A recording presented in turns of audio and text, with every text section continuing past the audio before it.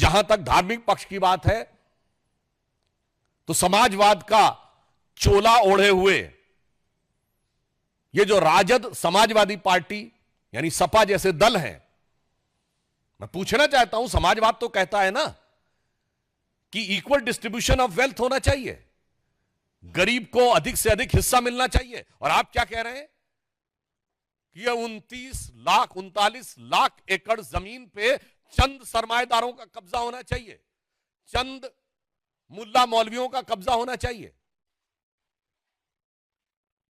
यह एक सोची समझी व्यवस्थित मानसिकता है जो समाजवाद के विचार के बिल्कुल विरुद्ध है। और इसके अतिरिक्त सिर्फ इतना ही नहीं है, इनका विचार संविधान को किस सीमा तक तार तार करने का है। ये लोग गरीब और मजलूम मुस्लिम के हक के साथ नहीं खड़े हैं जिसके साथ समाजवाद को खड़ा होना चाहिए। ये चंद मुट्ठी भर सरमाएदारों के हक के साथ खड़े हैं जो कि मजहब का नाम लेकर उनका शोषण करना चाहते हैं। इसलिए राजद और सपा का समाजवाद कतई समाजवाद नहीं कहा जा सकता, जिसे आजकल सोशल मीडिया में इस प्रकार का एक वर्ड यूज होता है कि नमाजवाद कहा जाए तो अतिशयोक्ति न होगी। जहां तक इस्लाम धर्म के, इस्लामी अकीदे के मुकद्दस रवायतों का सवाल है तो बहुत साफ कहना चाहता हूं, कुरान में वक्फ नाम का कोई वर्ड नहीं है। यह मुल्ला मौलवियों का अपना क्रिएशन है। और कुरान में तो यह कहा गया है जितना हो सके खर्च करो, होल्ड मत करो। वक्फ का मतलब अरबी में होता होल्ड करना। इस्लामी अकीदे में तो कहा गया अनफिकूफी सबीउल्लाह, यानी जो है खर्च करो। परंतु आप क्या कहते हैं, जो है जोड़ लो और मुल्ला मौलवियों के कदमों में जाके अर्पित कर दो ताकि बदले में वोट की सियासत हो सके। मैं यह पुनः कहना चाहता हूं जो बात मैं पहले भी कह चुका हूं, यह बाबा साहब के संविधान का मजाक उड़ाकर उसे मौलवी स्क्रिप्ट में बदलना चाहते हैं। यह मैं पूछना चाहता हूं यह समाजवाद का चोला उड़े हुए इन लोगों से कि क्या राम मनोहर लोहिया जी का समाजवाद यही था? क्या जेपी का समाजवाद यह था? या कर्पूरी ठाकुर का समाजवाद यह था? भारत रत्न कर्पूरी ठाकुर जी से लेके जयप्रकाश नारायण और लोहिया जी का समाजवाद के साथ आज हम खड़े हैं, जो हम चाहते हैं हर गरीब और मजलूम को उसका हिस्सा मिलना चाहिए। मगर ये किसके साथ खड़े हैं? जो ट्रिपल तलाक के साथ खड़ा है, जो हलाला के साथ खड़ा है, जो मेहरम के साथ खड़ा है, जो हज सब्सिडी के साथ खड़ा है, जो सरतन से जुदा के साथ खड़ा है, जो आतंकियों को अपना भाई बहन बेटा हाफिज बनाने के साथ खड़ा है।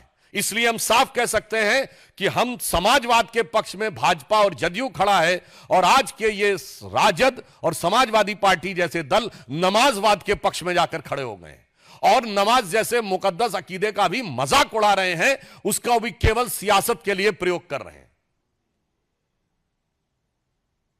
और यह बात हम निराधार नहीं कह रहे हैं।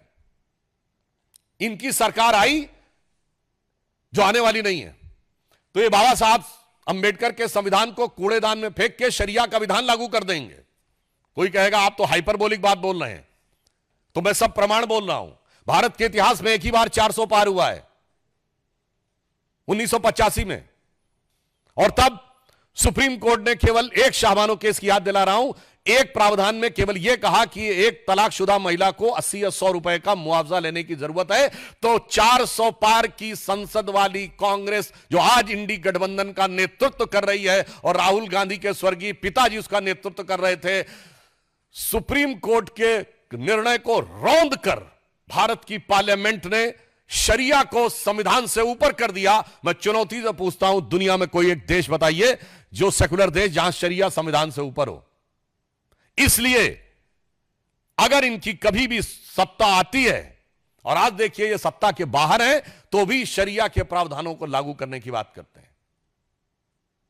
ना कोर्ट को मानने को तैयार, ना संसद को मानने को तैयार।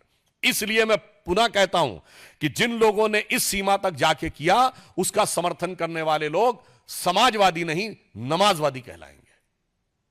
और यह बात मैं पुनः एक सब प्रमाण बोलता हूं, इसके माध्यम से ये पिछड़े, दलित, वंचित और शोषित वर्ग के आरक्षण को भी खा जाना चाहते हैं। यह अभी मैं सब प्रमाण बोल रहा हूं, क्योंकि जिस संस्थान को आप अल्पसंख्यक दर्जा दे देते हैं, एससी, एसटी, ओबीसी का रिजर्वेशन खत्म। अलीगढ़ मुस्लिम यूनिवर्सिटी, एससी, एसटी, ओबीसी का रिजर्वेशन खत्म। Jamia Millia Islamia, SC, ST, OBC का रिजर्वेशन खत्म। कश्मीर को धारा 370 से पहले के दौर में, यानी जब धारा 370 लागू थी, तो आपने कहा यह मुस्लिम मेजॉरिटी स्टेट है, एससी, एसटी, ओबीसी का रिजर्वेशन खत्म। और चूंकि अल्पसंख्यक संस्थाओं को में आरक्षण लागू नहीं होता है, तो पिछले दर्जे से अधिक संस्थाओं को अल्पसंख्यक का दर्जा देकर एससी, एसटी, ओबीसी के आरक्षण को नष्ट करने का षड्यंत्र देखिए। मैं आंकड़ा आपके सामने रखता हूं, 2011 में इन्होंने 1656 संस्थाओं को माइनॉरिटी दर्जा दिया। 2012 में 1671 संस्थाओं को माइनॉरिटी का दर्जा दिया। 2014 में, आधे में तो हमारी सरकार आ गई थी, तब तक 1516 संस्थानों को माइनॉरिटी का दर्जा दे दिया। अरे माइनॉरिटी का दर्जा देना है तो जांच परख करके दीजिए ना, जैसे हमने दिया। हमारी सरकार आने के बाद 2020 में 12 संस्थाओं को, 2021 में 14 संस्थाओं को, 2022 में 86 संस्थाओं को दिया गया। ये पिछले दरवाजे से पिछड़ों का आरक्षण को पे सेंध लगाने का काम यही नमाजवादी लोग कर रहे हैं। तेलंगाना में कांग्रेस की सरकार है, उसने पिछड़ों के आरक्षण में अल्पसंख्यक मुस्लिम समाज को की एंट्री करवा दी है। कर्नाटक में अब उन्होंने मुस्लिम समाज को पिछड़ों में शामिल कर दिया है। बंगाल में तो स्थिति और भी विचित्र है। 179 जातियां ओबीसी में की गई, 118 उसमें से मुस्लिम है। ओबीसी कमीशन ने पूछा कि इतनी भारी संख्या में मुस्लिम कैसे आ गए इसमें, तो जानते हैं क्या जवाब दिया गया? कि ये कन्वर्ट होने से पहले जब हिंदू थे तो ये ओबीसी थे, इसलिए इनको ओबीसी मान लिया जाए। तो ओबीसी ने, कमीशन ने पूछा कि फिर इतने कन्वर्ट कैसे हो गए, तो जवाब नहीं। और तो और आपको आश्चर्य होगा कि वो कह रहे हैं कन्वर्ट होने से पहले वो लोग हिंदू थे, तो हिंदू समाज की जातियों से ज्यादा मुस्लिम समाज में जातियां हैं बंगाल की सरकार के मुताबिक, जो ओबीसी कमीशन को उन्होंने रिपोर्ट दी है। इसलिए मैं कह रहा हूं, यह समाजवाद नहीं, यह मुल्ला मौलवी का नमाजवाद है। यह इस्लामी अकीदे का नमाजवाद भी नहीं है, यह मुल्ला मौलवी का नमाजवाद है।